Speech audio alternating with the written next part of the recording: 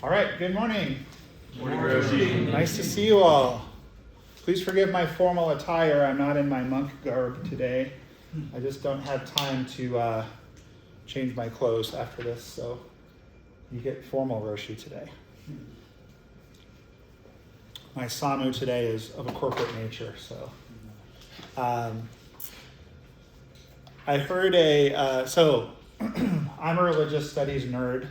It was my major in college, and I'm obviously interested in Zen most of all, and this is a Zen talk, but I'm interested in other things as well. Good morning. If you want me to start the video over, I can. You'll be in it if I don't start it over. You want me to start it over? I don't have much of a problem. You don't mind? Okay. We need to get a sign on that door that says, "Don't come in here if you don't want to be on camera." So, YouTube knows this, and it feeds me things that are not just about Zen. It feeds me things about other religions. So I was trying to figure out what to talk about today, and I was fed this story about Jacob from the Bible. And so this story is not the entirety of the Dharma Talk, but it got me thinking. So Jacob is a very important figure in the Bible, and there's a lot of interesting things. We could talk about Jacob the whole time, but one of the notable things is that his name was changed. Does anyone know what Jacob's name was changed to? Israel. Correct, to Israel. God changed his name. Does anyone know what Israel means? Isn't it like child of God or something like that? It's actually one who has wrestled with God. Oh, very good. One who has wrestled with God. Oh, because Jacob had the vision of wrestling with God. That is correct. Yeah. And what's very interesting is that after Jacob's wife, whom I believe was named Rachel, right? Yeah. Passed away. In the Bible, it says, at least according to this talk, after Jacob had buried her and mourned appropriately, Israel carried on. So he's literally a new person, right? Now, usually when I'm dressed like this, I am referred to as Josh White, founder of Red Mountain, husband of Marine,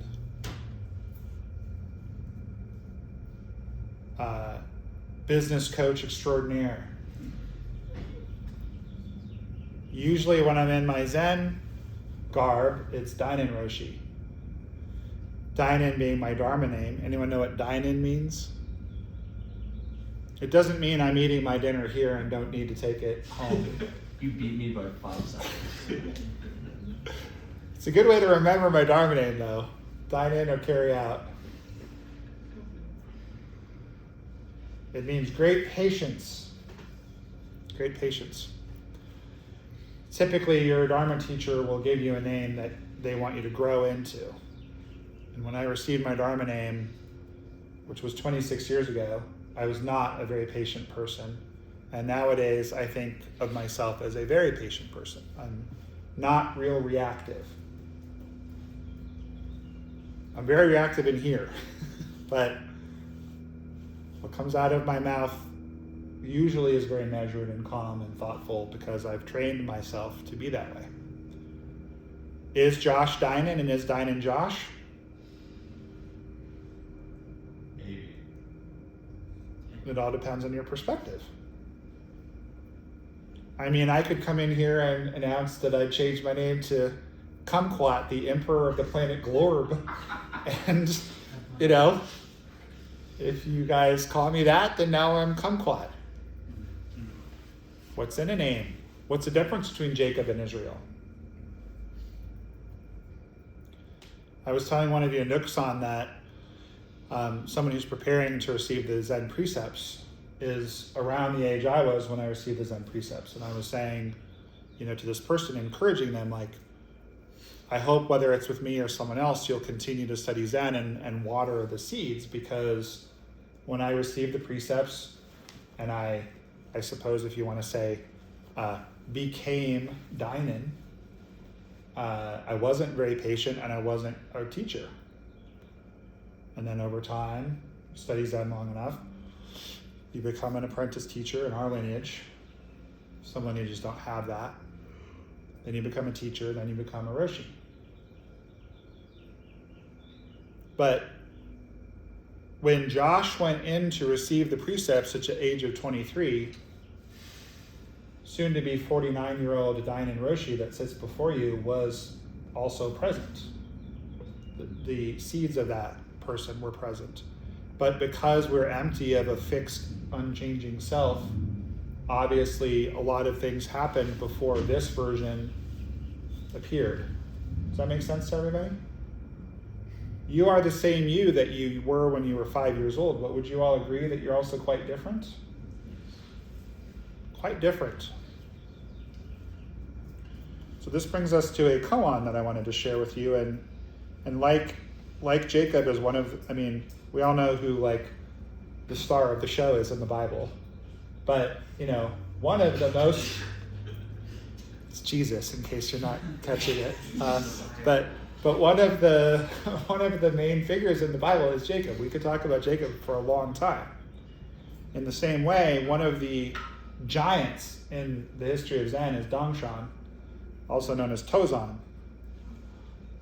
So, we won't spend too much time on him today, but I just wanted to bring this up to illustrate my point. So when you choose to start formal Zen studies, we have a number of books in our particular canon. There's thousands of koans in the history of Zen. And in our particular lineage, there's approximately 600 that we study. And we start with the miscellaneous koans, and then we appreciate the Gateless Gate, then the Blue Cliff Record. Then we do the Transmission of the Light. Then we do the 5 ranks. Then we do the precepts as koans. Then we do the Book of Serenity. The Book of Serenity has 100 koans in it, and this is number 94. So in our lineage, when you reach this, you're 6 koans away from being finished with koans. So it's very advanced. Are you ready? Okay, here we go. When Donghan was unwell, a monk asked, "You are ill, teacher, but is there one who is not ill?" Donghan said, "There is." The monk said, "Does the one who is not ill look after you?" Donghan said, "I have the opportunity to look after him." The monk said, "How is it that you look after him?" Donghan said, "I don't see that he has any illness." So for those of you that are less familiar with koans, they often feature a teacher and a student having some sort of exchange. And we have no context. We don't know if this is the most advanced monk in the monastery or if he's on his first day or her first day. We don't know if they are friends and they're teasing each other, or if Donghan can't stand this guy and wishes he would leave. We have no context. But this strikes me as a fairly playful interaction. So Donghan's not feeling well. I'm not feeling 100% myself today. He gets asked, "Is there one who's not ill?" So in other words, you are sick. Is there some part of you that is not sick? And by the way, this applies to anything. This applies to physical illness.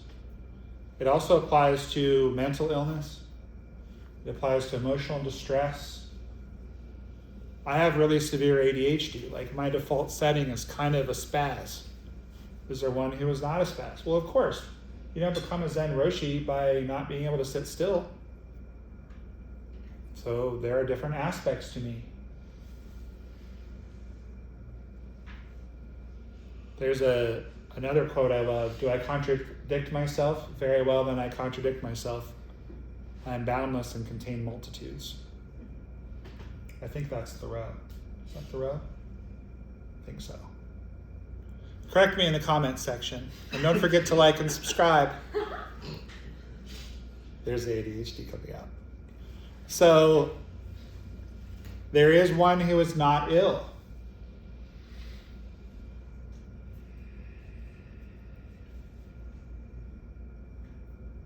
My teacher was very dear to me, and he passed away 4 months ago. And when I'm really feeling that grief, it's hard to function. It's such a huge loss for me. It's like losing a parent. And yet, I'm finding days go by sometimes and I don't think of him at all. And I'm not aware of my grief at all.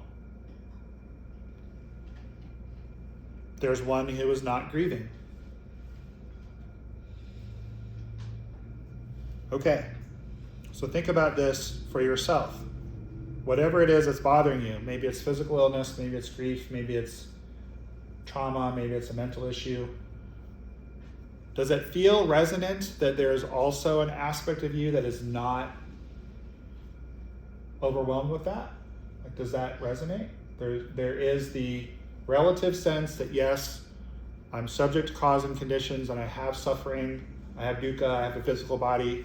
It is of my body's nature to grow old, weaken, get sick, die. That's all true. But there's also more. Why? Because we have Buddha nature. We have the ability to awaken. You guys with me so far? Mm-hmm. Both things are true, right? Jacob and Israel are both present. Okay. So then the monk says, does the one who is not ill? So the monk accepts this. There's a sick Donghan and there's a not sick Donghan. Does the one who's not ill look after you? This is very playful. He's probably expecting his teacher to be like, yes, the part of me that is not sick looks after the part of me that is sick. That kind of makes sense, right? We all have a part of us that's sick and a part of us that's not, and the part that's not kind of like gets us through the day, correct? Then Donghan throws him a pretty nasty curveball. I have the opportunity to look after him. So he's basically saying the sick part of me is looking after the well part. Very interesting. The monk asked, how is that? How is it that you look after him? How is that possible, Roshi? He says, I don't see that he has any illness. Isn't that beautiful? So, the sick part of me looks after the well part because the well part doesn't see that the sick part is sick. There is a part of you that's so enlightened that it does not even see the sick part of you. I heard a few years ago that this harebrained idea that the way to solve our landfill problem is to shoot garbage into the sun. Like to launch things into space, these garbage barges, garbarges, if you will, come on, that are full of garbage because whatever you launch into the sun is going to do what? It goes away. Sun's so hot, it just... So what if your enlightenment burns so brightly and so hot that even your illness is eviscerated by it? What if that ray of sunshine that lives inside of you, that is your enlightenment, your Buddha nature, what if it can actually outshine your illness, whatever's wrong? Joko Beck, who was one of my Zumi Roshi's 12 descendants and wrote some really wonderful books, she actually lived right over in Prescott. Her last words as she lay dying were, "This too is wonder."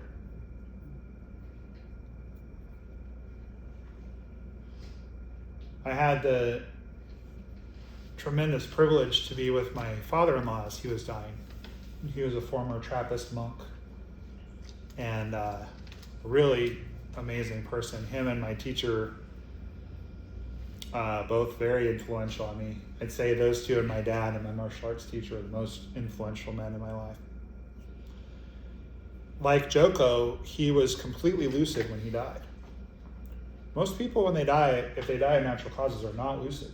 They're either pretty much asleep because of morphine, or their mind is gone and they're all over the place. But to be able to say this too is wonder, to have that level of awareness, like, talk about one who is not sick. Wow. If you had any doubt that Joko was an enlightened being, like, that's the last thing she said. This too is wonder. As she releases from this life, she lets go of her physical body. Wow. My father-in-law too, he knew exactly what was going on. A funny story there is he had his rosary, and I said to him, "You're getting ready to go see him." And he said, "Whom?" And I said, "Jesus." He said, "Oh, I better get really pure." It's like an hour before he died, he's making jokes. There is one who is not sick. Even as you lay dying, there's one who's not sick. That is incredible. Jacob buries Rachel and Israel moves on his journey. What Donghan is pointing to here is part of the whole concept of emptiness, particularly emptiness of a self. You obviously exist. You have certain karma that you carry. Some of it you came into the world with, and some of it you generated through your actions.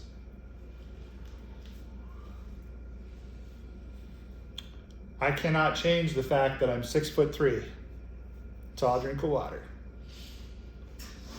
It's just a genetic gift. Except it's also a curse because the world is not made for tall people, and I'm often uncomfortable, especially if I don't get my exit route. So Right? you're saying you come up short? Well, then I come up short. I have a friend who is so short that she has several step ladders in her kitchen so that she can get all the stuff that's up there, right? She used to ask her husband, but her husband passed, so now she has to have step ladders. Can't help that I have that height. I can't help that I have ADHD. I can do things that help me manage it, but I just have that. So there's certain things we just come in with. There's certain socioeconomic status we're born into. Some of us are adopted. Some of us love our family of origin. Some of us don't. Those things we can't control. Nearsighted, whatever. But most of your karma is generated by you, by your behavior. And at a certain point in time, you can't blame your circumstances. It's how you have responded to your circumstances that have put you where you are at a certain point in time. Now, I was once chastised by a female student of color after making a comment like that. She was like, "Well, you're a white dude. You don't know what it's like." And I said, that's fair. But this is what the Dharma teaches us. The Dharma, by the way, which was not concocted by white men, such as myself. A Dharma that has been passed down through many generations, through Indian people, Chinese people, Japanese people, Americans, men, women, right? This is the Dharma that I'm not saying Josh says you're not a victim of your circumstances. I'm saying that is what the Buddha taught. The karma that we're generating will dictate where our life goes. Does that make sense to everybody? So I'm not trying to offend anybody by saying that. That is what I have been taught. That is what has been passed down. At a certain point in time, I can't blame the fact that I had a certifiably insane mother growing up and have a lot of trauma from that. And that's true. My therapist told me in 30 years of practice, he's never heard of a crazier mom than I. I got a little trophy and everything. That's a joke. But it's true. But I have chosen to lean into my healing and not let that limit me. A lot of other anecdotes I could share. And every single person in this Zendo, to one extent or another, is a miracle, because none of us end up in the Zendo because things went well. People who are like killing it don't get attracted to Zen practice. They don't get attracted to therapy. They don't go to therapy school and become a therapist. Right? But at a certain point in time, we have to recognize that our circumstances may create certain challenges or certain triggers for us.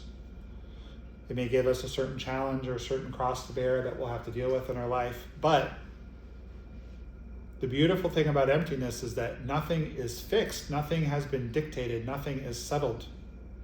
Whom arises from this cushion at the end of this talk may be different than the person who sat down there. There are things that might really bother you today that in a year or two might not bother you so much.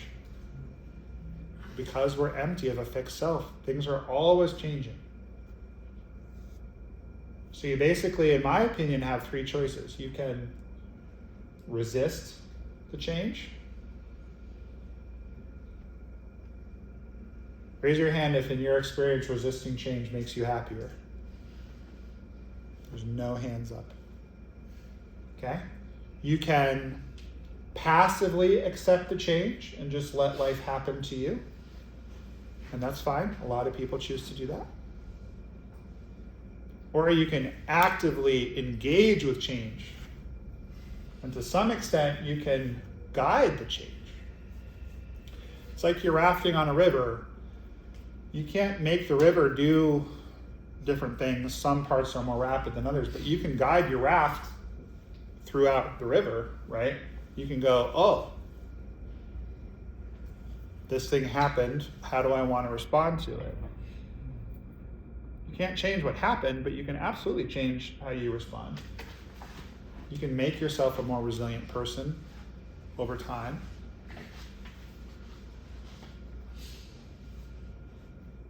There is one who is not sick.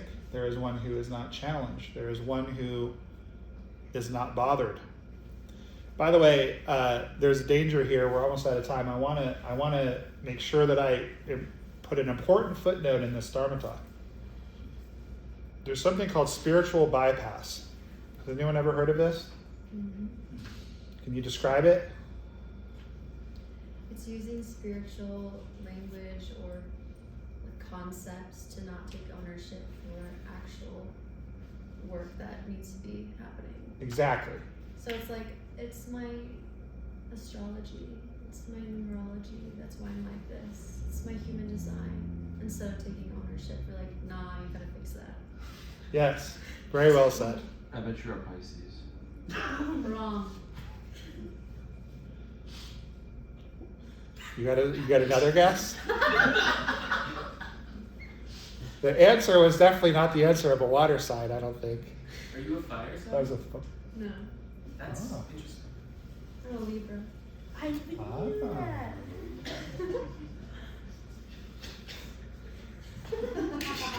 Is that the lion or the scales? Scales. So you're like September? October. October. My son's a Libra.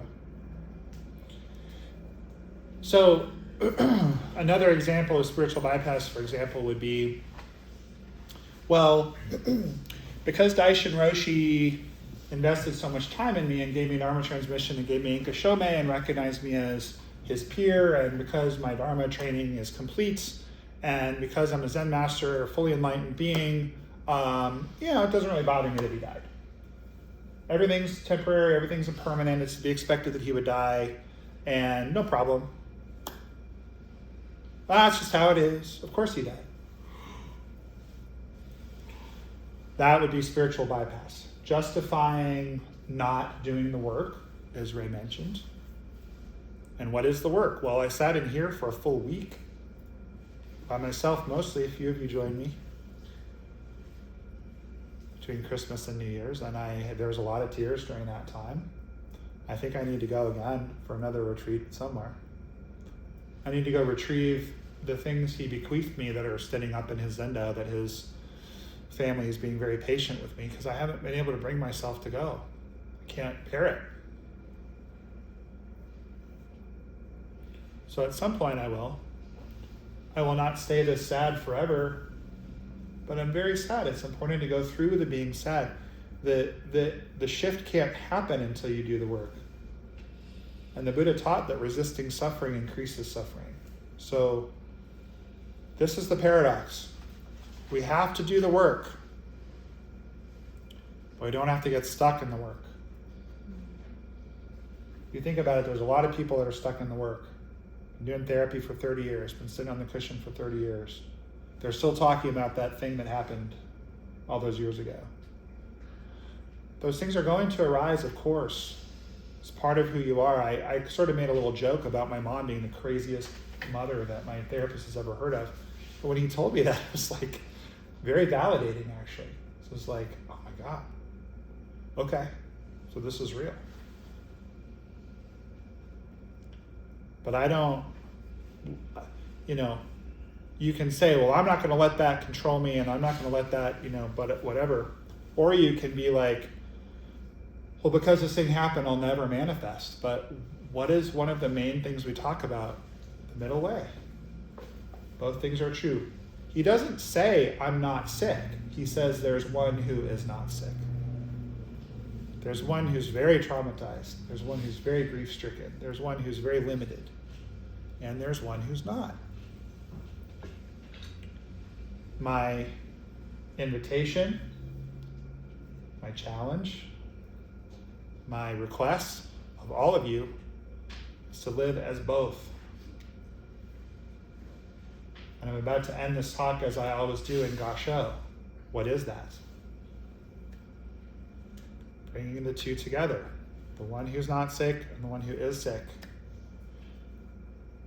May your life go well. Thank you. Thank you. Thank you, Roshi.